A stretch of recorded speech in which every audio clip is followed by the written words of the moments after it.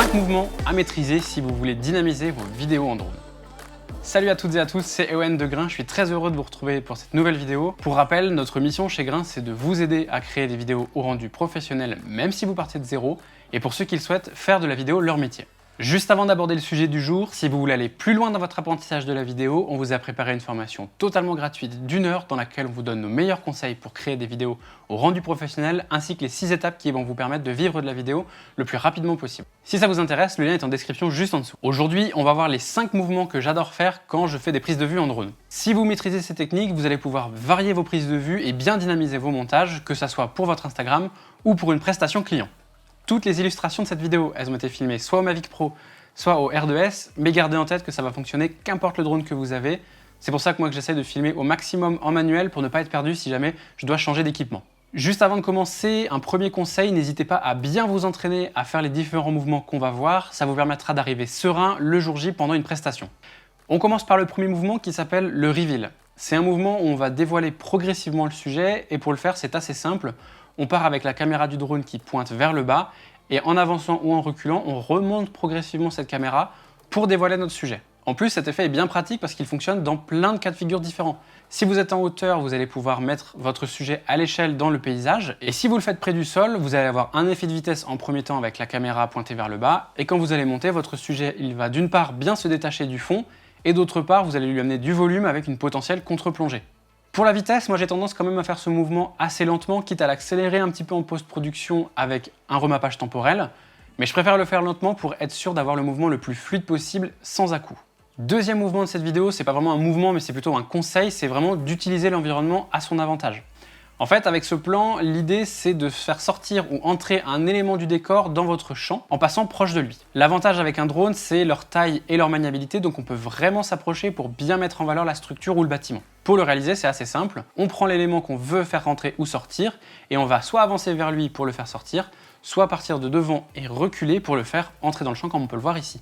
Perso, j'ai quand même une préférence pour les éléments qui vont rentrer dans le cadre quand le drone part en marche arrière, ça amène un petit effet inattendu bien sympa. Par contre, si vous ne le sentez pas, vous pouvez toujours le faire à l'inverse. Envoyer votre drone en marche avant vers le sujet, le faire sortir du cadre et une fois passé sur le logiciel de montage, inverser la vitesse pour que le drone recule et que l'élément entre dans le cadre. Ça vous permet de le faire en toute sécurité et d'éviter que votre drone ne rentre dans la structure ou dans un élément du décor. Par contre, si vous le faites comme ça, faites bien attention qu'il n'y ait rien qui vienne trahir le fait qu'on lise le rush à l'envers. Si vous avez des vagues ou des gens qui marchent, ça va se voir et ce serait dommage. Troisième mouvement qui va vous permettre aussi de mettre en avant votre environnement, c'est le POI ou point d'intérêt en français. Ce mouvement, c'est simple, on va faire des cercles pour tourner autour d'un sujet. Comme c'est un mouvement un petit peu compliqué à maîtriser au départ, je vous conseille de le faire en premier avec le mode de vol automatique présent dans les applications DJI Go 4 et DJI Fly. Vous n'aurez qu'à définir le point central, le drone va s'occuper de faire les cercles autour du sujet et vous, avec les joysticks, vous allez gérer la vitesse de rotation et l'éloignement par rapport au sujet.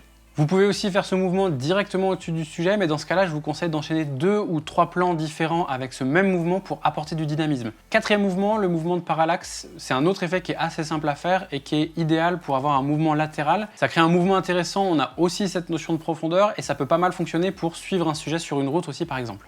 Ce mouvement, je trouve qu'il fonctionne encore mieux si on vient rajouter un petit arc de cercle. Pour le faire correctement, la seule chose à prendre en compte, c'est vraiment d'équilibrer la vitesse de rotation du drone avec la vitesse de déplacement latéral. Si vous allez trop vite ou trop lentement, votre sujet ne sera pas bien centré dans l'image et l'effet ne sera pas le même.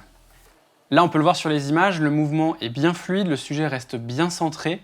Donc on a vraiment le mouvement parfait pour ce type de plan. Le petit plus que vous pouvez faire, c'est d'avoir un premier plan qui passe très proche de la caméra du drone, comme ça on a vraiment cette sensation de vitesse. Et si on utilise bien la règle des 180 degrés, donc c'est-à-dire notre vitesse d'obturation au double de nos images par seconde, on va avoir un joli flou de mouvement bien esthétique qui va encore plus amplifier cette sensation de vitesse. Dernier mouvement de cette vidéo, c'est un de mes mouvements préférés, c'est l'effet un petit peu vue d'oiseau ou bird eye view. Pour ce mouvement, en fait, on essaye de reproduire ce que pourrait voir un oiseau en vol et ça nous permet vraiment de bien jouer avec l'environnement. On peut par exemple essayer de jouer un petit peu avec le décor en suivant un sujet comme une voiture sur une route. Ou alors ce qu'on peut faire, c'est progressivement baisser la caméra en s'approchant d'un sujet. Donc là par exemple, c'est dans le cadre d'une prestation de drone que j'ai faite à Orléans dans le cadre d'un festival. Il y avait une place avec les différents stands où étaient les animations et donc ce que j'ai fait, c'est que j'ai mis mon drone assez haut et en avançant, j'ai baissé ma caméra pour qu'on ait toujours la place au centre de l'image et qu'on ait vraiment cette impression de tracking vers les éléments de la place. Ça permet d'amener le focus du spectateur vers cet élément et qu'il comprenne que les choses intéressantes qui se passent sont sur cette place. Je l'ai aussi fait là par exemple sur un château en Alsace, même principe, je vole assez haut et la caméra suit le château, on voit bien l'intérieur de la cour, et s'il y avait eu des gens, on aurait eu du mouvement en plus et ça aurait été super intéressant. Là je parle de hauteur, mais faites bien attention à la hauteur maximale de vol autorisée pour la zone dans laquelle vous vous trouvez. Moi ce que je fais c'est que je calibre mon drone pour respecter systématiquement cette zone. Si je suis pas assez haut c'est dommage, mais j'essaie de m'adapter pour respecter au maximum la réglementation. Avant de terminer la vidéo, un dernier conseil, n'hésitez pas à aller regarder par exemple sur Google Maps les vues satellites pour reproduire cet effet. Ça vous permet de vraiment voir le terrain et d'anticiper un petit peu les mouvements. Comme on a une autonomie assez faible sur les drones, plus vous êtes préparé en amont, plus vous allez être efficace lors du tournage. Voilà pour cette vidéo, je récapitule les 5 mouvements qu'on a vus. Donc le premier c'est le reveal où on va dévoiler progressivement notre sujet. Le deuxième c'est l'utilisation de l'environnement pour faire entrer ou sortir un élément du cadre. Le troisième élément, le point d'intérêt qui nous permet de faire de belles vues à 360 autour d'un sujet. La parallaxe pour avoir de beaux mouvements latéraux. Et le dernier, le Bird Eye View pour avoir une vue en hauteur des éléments qui vont nous entourer. Et justement, si vous venez d'acheter un drone mais que vous n'avez pas comment l'exploiter à 100% de ses capacités, on est en train de vous préparer un module de formation dédié au drone. On va avoir les aspects théoriques, les aspects matériel réglage et la partie un peu plus pratique et formation. Si cette formation vous intéresse, vous avez tous les éléments en description et sur ce, je vous dis à très vite dans une nouvelle vidéo.